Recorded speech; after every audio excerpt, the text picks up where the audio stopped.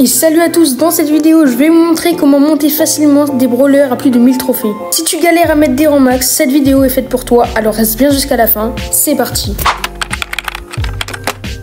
Avant tout, il faut choisir les bons brawlers en fonction du bon mode de jeu et de la map. Certains brawlers excellent dans certaines situations.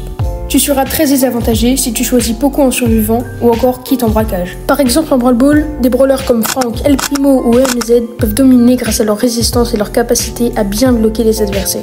Tandis qu'en survivant, tu devras privilégier ceux avec plus de mobilité comme Kit, Cordelius ou Lily. Ils te permettront de mettre la pression sur tes adversaires.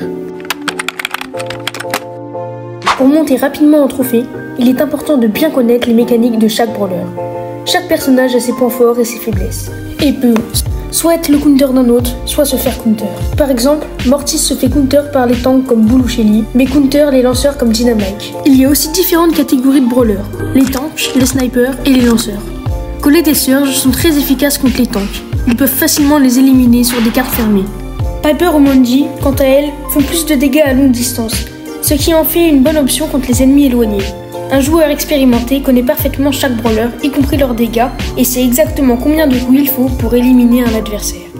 Cela permet de prendre les bonnes décisions en jeu. Petit conseil, n'hésitez pas à utiliser les gadgets et Power Stars de manière stratégique.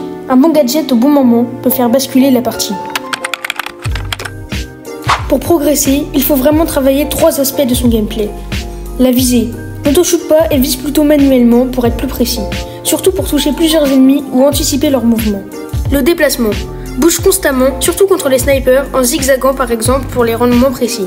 Si tu joues un brawler rapide comme Max Stu, profites-en pour surprendre l'adversaire. Le soin. Quand tu es low en PV, ne spamme pas les attaques. Prends un moment pour reculer, te soigner et revenir plus fort dans l'action. Pour monter au-delà de 1000 trophées, jouer en équipe est un vrai atout. La communication et la coordination avec tes coéquipiers permettent de mettre en place des stratégies plus efficaces et d'optimiser vos chances de victoire. Si possible, utilise le vocal avec tes mates pour mieux vous coordonner et vous organiser. Si tu joues régulièrement avec les mêmes amis, profitez-en pour développer vos propres stratégies par mode de jeu et devenir encore plus performant en tant qu'équipe.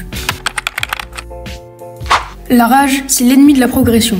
Quand tu enchaînes les défaites, prends un moment pour faire une pause.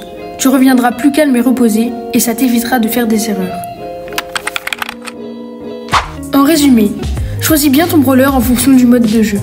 Maîtrise les mécaniques de chaque personnage pour savoir qui tu peux counter et éviter les ennemis qui te dominent.